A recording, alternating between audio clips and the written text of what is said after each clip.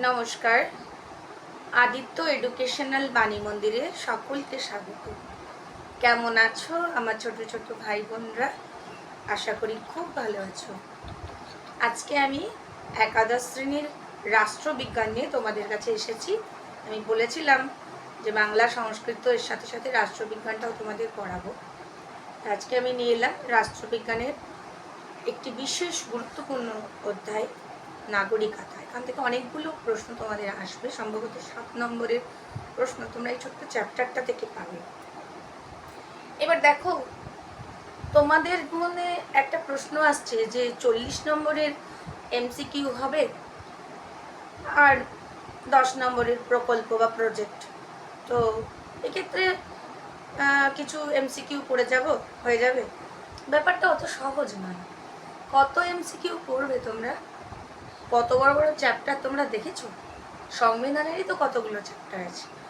একটা চ্যাপ্টার থেকে যদি তোমরা 200টা করেও এমসিকিউ পড়ো, তাহলে মোটামুটি তাও কম করে তোমাদের 1000টা এমসিকিউ পড়তে হয়। তা 1000টা এমসিকিউ মনে রাখা তো সম্ভব নয়। আর তোমরা যারা পলিটিক্যাল সায়েন্স নিয়েছো, তারা যখন দ্বিতীয় সেকেন্ড সেমে এক্সাম দেবে, তখন তো তোমাদের ব্রড কোশ্চেন থাকবে। কিন্তু আমি মনে করি কোনো একটা বিষয় যদি তোমরা বুঝে নাও, তাহলে কি হবে, এমসিকিউ তো তোমরা অবশ্যই পারবে। লাইন ধরে পড়া থাকলে এমসিকিউ অবশ্যই পারবে। আর বড় কোশ্চেনেরও কোনো অ্যান্সার দিতে অসুবিধা হবে না। তাই আমি তোমাদের কিন্তু চ্যাপ্টারটা বোঝাবো, কি কি প্রশ্ন হতে পারে বলবো, কি কি এমসিকিউ, কিছু এমসিকিউ আমি তোমাদের আলোচনা করে দেবো। খুব ইম্পর্টেন্ট কিছু এমসিকিউ আমি তোমাদের আলোচনা করে দেবো। ঠিক আছে, আমরা পড়বো নাগরিকতা।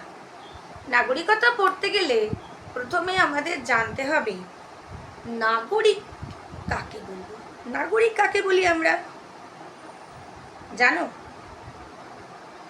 কোনো নগরের অধিবাসীকেই নাগরিক বলা হয়। কোনো শহর বা নগরের অধিবাসীকে নাগরিক বলা হয়, মনে থাকবে তো। এবার প্রাচীন গ্রিস আর রোমে বলা হতো যে নগর রাষ্ট্রে যারা বসবাস করবে এবং যারা সক্রিয়ভাবে রাষ্ট্র পরিচালনায় অংশগ্রহণ করবে, তারাই নাগরিক। কিন্তু এত সংকীর্ণ অর্থে নাগরিক কি বললে হবে না, ঠিক আছে? তাহলে কোনো একটা রাষ্ট্রে স্থায়ীভাবে যারা বসবাস করে এবং রাষ্ট্রের প্রতি আনুগত্য প্রদর্শন করে, তাদেরকেও তো আমরা নাগরিক বলতে পারি। সেই হিসেবে নাগরিকের একটা সর্বজন গ্রাহ্য সংজ্ঞা দেওয়া হলো। আমি সামনে একটা বই রেখেছি, তোমরাও রাখতে পারো। আমি লিখে নিয়েছিলাম খাতায়, আর আমরা দেখলাম বই থেকে পড়ালে অনেক বেশি অথেন্টিক হবে। সেখানে বলছে যে একটা রাষ্ট্রে স্থায়ীভাবে বসবাস করবে। নাগরিক কাদের বলছে মন দিয়ে শুনবে। নাম্বার 1.1, একটা রাষ্ট্রে স্থায়ীভাবে বসবাস করবে। 2, সেই রাষ্ট্রের প্রতি তার আনুগত্য থাকবে। 3, রাষ্ট্র যে সমস্ত সামাজিক রাজনৈতিক অধিকার আছে, সেই রাষ্ট্রের সেই সামাজিক ও রাজনৈতিক অধিকার যে ভোগ করবে এবং নিজের প্রত্যেকটা মানুষই তো একটা সম্পদ, মানব সম্পদ দ্বারা, পার্সোনাল মানব সম্পদ দ্বারা রাষ্ট্রের কল্যাণ সাধন করবে নিজের শিক্ষা দীক্ষা বিচার বুদ্ধি প্রয়োগ করে, সেই হলো নাগরিক। তাহলে আমরা কি বুঝলাম? একটা নাগরিক থাকতে গেলে এই মতটা সকলে গ্রহণ করেছে। তার মধ্যে 4 রকম গুণাবলী থাকতে হবে। প্রথম গুণ কি? সে একটি রাষ্ট্রে স্থায়ীভাবে বসবাস করবে। দ্বিতীয় গুণ কি? রাষ্ট্রের প্রতি তার আনুগত্য থাকবে। তৃতীয়তে, সে রাষ্ট্র তাকে যা যা সামাজিক রাজনৈতিক অধিকার দেবে সেগুলো ভোগ করবে। এবং আরতে সে কি করবে? সে নিজের বুদ্ধি, নিজের বিচার বুদ্ধিমত্তার দ্বারা রাষ্ট্রের কল্যাণ সাধনে সাহায্য করবে। তারাই হলো নাগরিক। এবার নাগরিক থেকে তোমাদের ধরো এখান থেকে 3টে অপশন দিল যে নাগরিক বিসদৃষ্টি নির্ণয় করো। দিয়ে বলা হলো যে রাষ্ট্রের প্রতি আনুগত্য প্রদর্শনকারী। আর একটা হয়তো দেওয়া হলো সামাজিক রাজনৈতিক অধিকার ভোগকারী, আর একটা হয়তো দিয়ে দেওয়া হলো শিক্ষা দীক্ষা বিচার বুদ্ধি প্রয়োগকারী। এইভাবে দিয়ে 3টে দিল, একটা আলাদা দিল। তোমরা নিশ্চয়ই পারবে, পারবে তো? এটা হলো নাগরিকের সংজ্ঞা। আচ্ছা, তাহলে নাগরিক কি তোমরা বুঝলে? এবার আমরা আসবো নাগরিকতা কি। নাগরিকতা কি বলছে, নাগরিকতা কি? এই যে একটা মানুষ সংশ্লিষ্ট রাষ্ট্রে বসবাস করছে, বসবাস করলে কি করতে হয়? বসবাস করার সঙ্গে সঙ্গে সে যে রাষ্ট্রের সামাজিক রাজনৈতিক প্রভৃতি অধিকার ভোগ করছে, তার কি করছে? সে সরকার গঠন করছে, আর কি করছে? রাষ্ট্রের প্রতি আনুগত্য দেখাচ্ছে। এই সমস্ত গুণগুলো যখন কারোর মধ্যে থাকবে, তখন সে সেই রাষ্ট্রের নাগরিকত্ব পাবে। আর এই নাগরিকত্ব পাওয়ার আরও বিশেষ কিছু বিষয় আছে, আমি আসছি। তারপরে এবার আমরা জানবো বিদেশি কারা। বলছে একটা রাষ্ট্রের মধ্যে বসবাসকারী জনগণকে আমরা দুটো ভাগে ভাগ করতে পারি। কীরকম? একটা নাগরিক আর একটা বিদেশি। দেখো, আমরা অনেক সময় লেখাপড়া করার জন্য বা সার্ভিস করার জন্য আমেরিকায় চলে যাই, ফ্রান্সে চলে যাই, যাই তো। এক্ষেত্রে আমরা যখন সেখানে গিয়ে বসবাস করছি, তখন আমরা সেখানে বিদেশি বলে পর্যবেসিত হচ্ছি। বা বাইরের দেশের কোনো ব্যক্তি বা অনেকগুলি ব্যক্তি যখন আমাদের দেশে আসে, বসবাস করে, এখানে স্থায়ীভাবে বসবাস করছে কিছু দিনের জন্য, সে চাকরি সূত্রে বা পড়াশোনা সূত্রে হোক, সেক্ষেত্রে সে কিন্তু আমাদের দেশের বিদেশি। তা বলছে যে নিজের রাষ্ট্র ছেড়ে কোনো কার্য উপলক্ষে বা অন্য কোনো লেখাপড়ার জন্য হোক, যখন কেউ নিজের রাষ্ট্র ছেড়ে অপর রাষ্ট্রে বসবাস করে, তখন ওই অপর রাষ্ট্রে তাকে বলা হবে বিদেশি। এই বিদেশিরা কিন্তু দুরকম, একটা বন্ধুভাবাপন্ন বিদেশি, একটা শত্রুভাবাপন্ন বিদেশি। বন্ধুভাবাপন্ন, শত্রুভাবাপন্ন। আচ্ছা, বন্ধুভাবাপন্ন বিদেশি কাদের বলবো? যে সমস্ত দেশ বন্ধুত্বপূর্ণ, আমাদের সাথে বন্ধুত্বপূর্ণ ব্যবহার করে, তাই তো, তাদের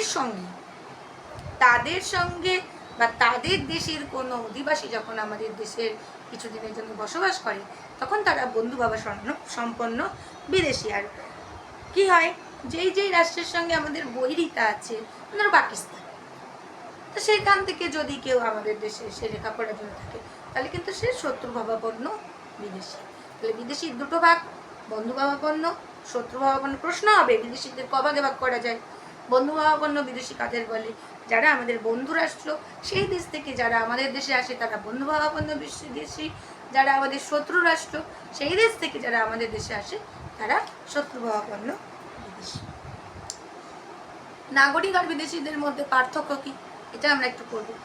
নাগরিক আর বিদেশিদের মধ্যে পার্থক্য হলো, একটা নাগরিক সম্পূর্ণভাবে আমাদের দেশের যে দেশে সে বসবাস করছে, সেই দেশের নিয়ম কানুন মেনে নিতে বাধ্য। কিন্তু একজন বিদেশি যখন আমাদের অন্য দেশে যাবে, তখন সে কিন্তু যতদিন সেখানে থাকবে ততদিনই নিয়ম মানবে। সেখান থেকে চলে যাওয়ার পর কিন্তু সে নিয়ম মানতে বাধ্য নয়। যেমন লেখাপড়ার জন্য বা চাকরির জন্য আমরা অনেক সময় আমেরিকায় অনেকে চলে যায়, বসবাস করে। সে যখন যে কদিন বসবাস করবে, সে কদিন সেখানকার আইন কানুন মেনে নিতে বাধ্য থাকবে। কিন্তু সে যখন আবার ভারতবর্ষে চলে এলো, তখন তাকে ভারতের নিয়মাবলী মানতে হবে। তখন কিন্তু আর যে তাকে বিদেশের নিয়ম মানতে হবে এমনটা নয়। আচ্ছা, আমি যে পড়াগুলো বলছি তোমরা শুনছো, তোমরা বুঝতে পারছো? তোমরা যদি বুঝতে না পারো আমাকে একটু লেখো, কমেন্ট করো যে আমরা বুঝতে পারছি না। আর বুঝতে পারলেও কমেন্ট করো, কোনো প্রশ্ন থাকলে কমেন্ট করো। আমার কাছে যারা পড়ে তারা এই নাগরিকটা কতটা তাদের ভীষণ ভালো লেগেছে, তারা প্রচুর প্রচুর প্রশ্ন করেছে এখান থেকে, আমাকে প্রশ্নে জর্জরিত করেছে। ম্যাডাম এটা কী হবে, ম্যাডাম এটা কী হবে। তা তোমরা সেরকম করো, তবে না আমি পড়ানোতে ইন্টারেস্ট পাবো। ছাত্র এবং শিক্ষকের সম্পর্ক তৈরি হয় কিসে জানো? জানা এবং জানানোর মধ্যে। তোমরা আমার থেকে জানবে, নিয়ে নাও, যতটা পারছো নিয়ে নাও। আর আমি যেভাবে পড়াচ্ছি তোমরা পড়লেই বুঝতে পারবে যে তোমাদের আর আলাদা করে কোনো টিচারের প্রয়োজন হবে না, যদি তোমরা আমার এই ভিডিওগুলো দেখো, বুঝলে? হয়ে গেল। পরের প্রশ্নে পরেরটা যাচ্ছে। 1 নম্বর পয়েন্টে তাহলে কি বললাম, যে বিদেশি যতদিন, যে রাষ্ট্রের কোনো বিদেশি যতদিন একটা রাষ্ট্রে থাকবে, যতদিন থাকবে ততদিন নিয়ম মেনে চলতে বাধ্য, কিন্তু একটা নাগরিক সারা জীবন সেই নিয়ম মেনে চলতে বাধ্য। আমাদের বলছে যে নাগরিকরা, এগুলো হচ্ছে সাদৃশ্য। হ্যাঁ, একটা নাগরিক যদি কোনো আইন অমান্য করে তাহলে কিন্তু সে শাস্তি পাবে ওই ওই ওই কদিনের মধ্যে, যেমনি করে একজন বিদেশিও যদি আইন অমান্য করে শাস্তি পাবে। আচ্ছা, বিদেশিরা আমাদের নাগরিকরা যেমন সামাজিক অর্থনৈতিক অধিকারগুলো ভোগ করে, বিদেশিরাও আমাদের মতো সামাজিক অর্থনৈতিক অধিকার ভোগ করতে পারবে। এটা সাদৃশ্য পড়াচ্ছি তোমাদের, নাগরিক ও বিদেশিদের সাদৃশ্য। আচ্ছা, নাগরিকরা যেমন ট্যাক্স প্রদান করবে তেমনি বিদেশিরাও ট্যাক্স প্রদান করবে। তোমরা বলতে পারো ম্যাডাম কী করে বিদেশিরা ট্যাক্স প্রদান করবে? আমরা যেমন জিনিস কিনলে আমাদের জিএসটি দিতে হয়, তো ওদেরও দিতে হয় জিনিস কিনলে, সেক্ষেত্রে ট্যাক্স প্রদান করতে ওরা বাধ্য। বোঝা গেল? এই 3টে ছিল আমাদের সাদৃশ্য। 1 নম্বর আইন মেনে চলতে বাধ্য, আর আইন যদি অমান্য করে আমরা যেমন শাস্তি পাই ওরাও পাবে। 2 নম্বরে দেখলাম আমরা যেমন অর্থনৈতিক সামাজিক অধিকার ভোগ করি, সেরকমভাবেই বিদেশিরাও অর্থনৈতিক সামাজিক অধিকার ভোগ করবে। আমরা যেমন কর দিতে বাধ্য, বিদেশিরাও কর দেবে। নাগরিক ও বিদেশিদের মধ্যে বৈসাদৃশ্য বা পার্থক্যগুলো দেখব। এই বিদেশিদের সঙ্গে আমাদের সাদৃশ্য থেকে বৈসাদৃশ্য কিন্তু অনেক অনেক বেশি, মানে কি বলবো, বিরাজমান। বৈসাদৃশ্যটা বেশি। কেন? দেখো, প্রথমেই বলছি 1 নম্বর পয়েন্ট দেখো, একজন নাগরিক একটা রাষ্ট্রে স্থায়ীভাবে বসবাস করবে, কিন্তু একজন বিদেশি শুধুমাত্র তার কর্মের সময়টুকু, যতটুকু সময় সে নিয়ে আসে, তার পাসপোর্ট ভিসার টাইম, ততটুকু সময় কিন্তু সে বসবাস করতে পারে, তার বেশি নয়। বোঝা গেল? নাগরিকরা, 1 মিনিট দাঁড়াও, নাগরিকরা যে রাষ্ট্রে বসবাস করছে তারা সেই রাষ্ট্রের প্রতি আনুগত্য প্রদর্শন করতে বাধ্য। যেমন ধরো আমরা ভারতীয়রা কিন্তু আমাদের ভারত দেশের প্রতি আনুগত্য প্রদর্শন করতে বাধ্য, অবশ্যই করব। কিন্তু বিদেশিরা ওই যতদিন আমাদের রাষ্ট্রে থাকবে ততদিনই আনুগত্য প্রদর্শন করতে বাধ্য থাকবে। চলে গেলে সে যখন নিজের দেশে চলে যাবে তখন কিন্তু সে আনুগত্য প্রদর্শন নাও করতে পারে, আমাদের কিছু বলার থাকবে না। তাহলে দুটো পেলাম, একটা স্থায়ী বাসিন্দা, ওরা অস্থায়ী বাসিন্দা। 2 নম্বরে আমরা আনুগত্য প্রদর্শন করতে বাধ্য, বিদেশিরা আনুগত্য প্রদর্শন করতে বাধ্য নয়। অধিকার ভোগ, যেমন দেখো আমরা কিন্তু সামাজিক অধিকার, রাজনৈতিক অধিকার, অর্থনৈতিক অধিকার ভোগ করছি। বিদেশিরা আমাদের দেশে এলে তারা সামাজিক অধিকার ভোগ করবে, অর্থনৈতিক অধিকার ভোগ করবে, রাজনৈতিক অধিকার ভোগ করতে পারবে না। যদি বলো কেন?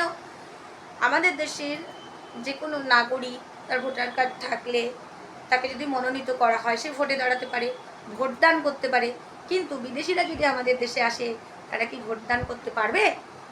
পারবে না। তারা কি ভোটে দাঁড়াতে পারবে? পারবে না। সেক্ষেত্রে তাদের এখানে থাকতে হবে, বছরের পর বছর অনুমোদন নিতে হবে, তবে সেটা আলাদা ব্যাপার, ওটা আসবো পরবর্তীতে। তাহলে আমরা সামাজিক অর্থনৈতিক রাজনৈতিক অধিকার ভোগ করি, কিন্তু বিদেশিরা শুধুমাত্র সামাজিক ও অর্থনৈতিক অধিকার ভোগ করবে।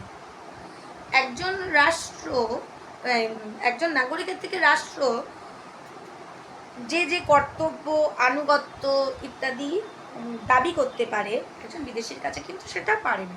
স্বাভাবিক, বেশি দূর যেতে হবে না, ফ্যামিলির মধ্যেই দেখো। মনে করো আমাদের ভারতবর্ষটা হলো আমাদের ফ্যামিলি, আমাদের পরিবার। সেখানে আমাদের বাবা আমাদেরকে যেভাবে বকতে পারে, যেভাবে শাসন করতে পারে, পাশের বাড়ির একটা ছেলের প্রতি কি সেটা করতে পারে? পারে না। তেমনি একই রকমভাবে রাষ্ট্র তার নিজের নাগরিকদের প্রতি যে আনুগত্য দাবি করতে পারে, কর্তব্য দাবি করতে পারে, বিদেশিদের প্রতি কিন্তু পারে না। যেমন একটা উদাহরণ বলি, অনেক সময় অরাজকতা দেখা দিলে বা অন্য দেশ শত্রুর আক্রমণ হলে রাষ্ট্র নিজের দেশের প্রত্যেকটা নাগরিককে বলতে পারে যে তোমরা সৈন্যবাহিনীতে যোগদান করো। করতে যদি ওনারা বাধ্য করে দেন তো করতে বাধ্য, বিদেশিরা কিন্তু সেক্ষেত্রে করতে বাধ্য নয়। বোঝা গেল? এটাও একটা বৈসাদৃশ্য। কোনো খারাপ আচরণের জন্য নাগরিককে কিন্তু দেশ থেকে বহিষ্কার করতে পারে না রাষ্ট্র। বিদেশিদের দেশ থেকে বহিষ্কার করতে পারে। কি বললাম? খারাপ আচরণের জন্য নাগরিককে দেশ থেকে বহিষ্কার করতে পারে না, বিদেশিদের দেশ থেকে বহিষ্কার করতে পারে। এই বাবু, বাবু শুনে যা, তো শুনে যা, তোমাদের ভাইকে একটু ডাকছে, একটা দরকার আছে। রাষ্ট্র কোনো গুরুতর অপরাধের জন্য একটা নাগরিককে মৃত্যুদণ্ড পর্যন্ত দিতে পারে, কিন্তু বিদেশিদের মৃত্যুদণ্ড দিতে পারবে না। নাগরিক স্বদেশেই থাক বিদেশেই থাক, শোনা শুনে যাও তো একটু, জীবন সম্পত্তি রক্ষা করার দায়িত্ব রাষ্ট্রের। রাষ্ট্র অবশ্যই সেই ব্যক্তিকে তার জীবন সম্পত্তি রক্ষা করার দায়িত্ব নেবে, কিন্তু বিদেশিদের ক্ষেত্রে সেটা নাও নিতে পারে। ধরো এই যেমন ইউক্রেনের যুদ্ধের সময় আমাদের দেশে, শোনো এখানে একটুখানি দাঁড়া, ওই ঘরে বিছানার করে একটা বই আছে, আচ্ছা। ধরো যেমন ইউক্রেনের যুদ্ধের সময় আমাদের দেশ থেকে ওখানে যারা লেখাপড়া করতে গিয়েছিল, আমাদের ভারতবর্ষ থেকে কিন্তু তাদেরকে আনা হয়েছিল, কারণ আমাদের রাষ্ট্র বাধ্য আমাদের দেশের ছেলে মেয়েদের স্বার্থ রক্ষায়, তাদের নিরাপত্তা রক্ষায়, তাই না? অন্ত বিদেশিদের নিরাপত্তা বা আমাদের দেশে যদি বিদেশিরা মানে থাকে, সেক্ষেত্রে যতদিন থাকবে ততদিনই নিরাপত্তা রক্ষা করতে পারবে, তার বেশি কিন্তু নয়। বোঝা গেল? সাদৃশ্য বৈসাদৃশ্যটা আমরা পড়লাম। এবার বলবো প্রজা কি? প্রজা বলতে সেই সব নাগরিককে বোঝায় যারা নাগরিকদের মতো কোনো ন্যায়সঙ্গত অধিকার দাবি করতে পারে না। নাগরিক প্রজা দুজনেই রাষ্ট্রের অধিবাসী, কিন্তু সব নাগরিক রাজনৈতিক অধিকার ভোগ করতে পারে না। তোমরা বলবে কিরকম? আচ্ছা দেখো, একজন অপ্রাপ্তবয়স্ক, যাদের 18 বছর হয়নি, তারা ভোটাধিকার ভোগ করতে পারে না, তো সে হলো রাষ্ট্রের প্রজা। উন্মাদ ব্যক্তি, দেউলিয়া ব্যক্তি, এরা কিন্তু অনেক অনেক অধিকার থেকে বঞ্চিত থাকে, এরা রাজনৈতিক অধিকার কিন্তু ভোগ করতে পারে না, এরা হলো প্রজা। কিন্তু বলছে যে এইটা সঠিকভাবে মানে সকলে সমর্থন করছে না, সবাই বলছে না এটা ঠিক বলা যাবে না, প্রজা বলা যাবে না, সেক্ষেত্রে অসম্পূর্ণ নাগরিক বলতে হবে। তাহলে প্রজা না বলে এই প্রাপ্তবয়স্ক বা উন্মাদ এদেরকে কি বলবো আমরা? অসম্পূর্ণ নাগরিক। প্রশ্ন দিতে পারে অসম্পূর্ণ নাগরিক কারা, অপশন দিয়ে দিতে পারে। তাহলে প্রজা বলতে যেসব তাদেরকেই বোঝাবে যারা ন্যায়সঙ্গত অধিকার দাবি করতে পারে না। যেমন 18 বছরের আগে যদি কেউ বলে আমি ভোট দেবো, সে কি পারবে ভোট দিতে? পারবে না, তাই না? তারপরে দেখো, এবার আমরা কি করব? নাগরিকতা অর্জনের পদ্ধতি, এটা পড়াবো। নাগরিকতা অর্জনের পদ্ধতিকে আমরা দুভাগে ভাগ করতে পারি। নাগরিকতা অর্জনের পদ্ধতিকে কভাগে ভাগ করা যায়? দুভাগে। কিভাবে? একটা রক্তের সূত্র বা জন্মসূত্রের যা নাগরিকতা অর্জন, দ্বিতীয় হলো অনুমোদন সিদ্ধ বা অনুমোদনের দ্বারা নাগরিকতা অর্জন। তাহলে এটা প্রশ্ন হবে, খুব ইম্পর্টেন্ট প্রশ্ন হবে, নাগরিকতা অর্জনের পদ্ধতি দুটি কি কি? নাগরিকতা অর্জনের দুটি পদ্ধতি রয়েছে, এক জন্মসূত্রে আর দুই অনুমোদনের দ্বারা। জন্মসূত্রে যে নাগরিকতা, তাকে আবার দুটো ভাগে ভাগ করা হয়েছে, একটা রক্তের সম্পর্কে আর একটা জন্মস্থান। রক্তের সম্পর্কে কি বলছে? শিশু যে রাষ্ট্রেই জন্মগ্রহণ করুক না কেন, সে তার পিতামাতার নাগরিকতা উত্তরাধিকার সূত্রে লাভ করে। যেমন আমরা ভারতবর্ষের অধিবাসী, তোমরাও ভারতবর্ষের অধিবাসী, ভবিষ্যতে কখনো তোমরা বিদেশে চাকরি পেলে, বিদেশে চলে গেলে, সেখানে তোমাদের সন্তান হলে তারা কিন্তু ভারতীয় নাগরিক হবে। বুঝতে পারলে জায়গাটা? তারা ভারতীয় নাগরিক হবে। কোন সূত্র অনুযায়ী? এটা বলছে জন্মসূত্রে। তোমরা যেহেতু মানে পিতা মাতা জন্মসূত্রে ভারতীয়, সেক্ষেত্রে তেমনি ধরো আমেরিকা, যারা আমার বাড়িটা নবদ্বীপে, ইসকনে যারা থাকে, তোমরা ইসকনে অনেকে এসেছো, ইসকনে প্রচুর আমেরিকানরা এসে বসবাস করে, বিদেশিরা এসে বসবাস করে, তারা কিন্তু জন্মসূত্রে কিন্তু আমেরিকান, বিদেশি, কিন্তু তাদের ছেলে মেয়ে এখানে হয়েছে বলে তারা কিন্তু ভারতীয় নয়। হতে পারে, তারও কিছু প্রসেস আছে, সেই প্রসেসে ধীরে ধীরে আসবে। রক্তের সম্পর্ক নীতি তাহলে বুঝলে, যে রাষ্ট্রে জন্মগ্রহণ করুক না কেন সে তার পিতামাতার নাগরিকতা উত্তরাধিকার সূত্রে লাভ করে। আচ্ছা, এই রক্তের নীতিটি কোথায় কোথায় অনুসৃত হয়? শর্ট কোশ্চেন হবে, এমসিকিউ। France, Switzerland, Sweden. তাহলে রক্তের সম্পর্কের নীতি কোথায় কোথায় অনুসৃত হয়? France, Switzerland, Sweden. জন্মস্থান নীতি, জন্মস্থান নীতি অনুযায়ী নাগরিকতা নির্ধারণের ক্ষেত্রে শিশু পিতামাতার নাগরিকতার পরিবর্তে সে কোথায় জন্মগ্রহণ করেছে সেটা প্রধান বিষয় হয়ে দাঁড়ায়। তাহলে আমরা কি দেখব? যে রাষ্ট্রে শিশু জন্মগ্রহণ করে সেই রাষ্ট্রের নাগরিক হিসেবে তাকে ধরে নেওয়া যায়। যেমন আর্জেন্টিনা, মার্কিন যুক্তরাষ্ট্র, ব্রিটেন, এইসব রাষ্ট্রে এই নীতিটি অনুসৃত হয়। কোথায় কোথায়? আর্জেন্টিনা, মার্কিন যুক্তরাষ্ট্র, ব্রিটেন। এটা কোশ্চেন হবে।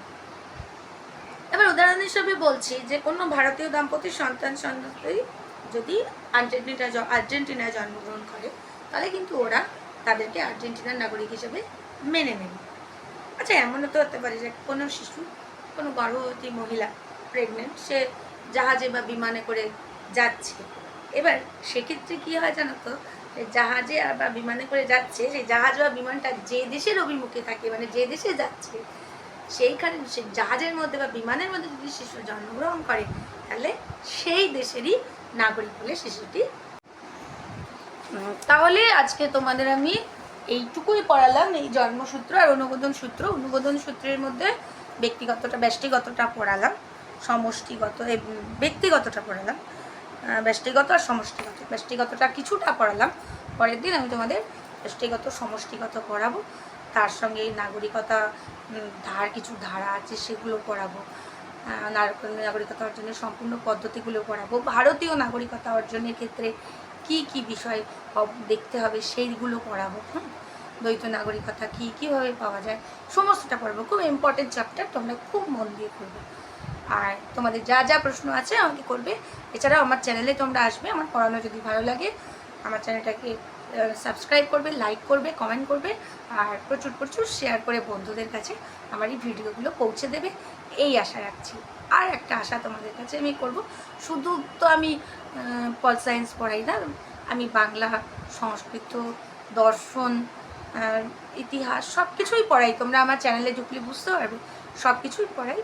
তা আমি তোমাদের কাছে অনুরোধ করব তোমরা শেয়ার করে দাও। হ্যাঁ, আশীর্বাদ করি তোমরা সবাই খুব খুব ভালো থাকো, অনেক বড় মানুষ হও, খুব মন দিয়ে পড়াশোনা করো, খুব ভালো রেজাল্ট করো। আজকে এখানেই রাখছি, ভালো থেকো। আমার আদিত্য এডুকেশনাল বাণী মন্দির চ্যানেলটাকে সাবস্ক্রাইব করে সবার ওপরে প্রতিষ্ঠা করে দেবে এই আশা রাখছি। নমস্কার।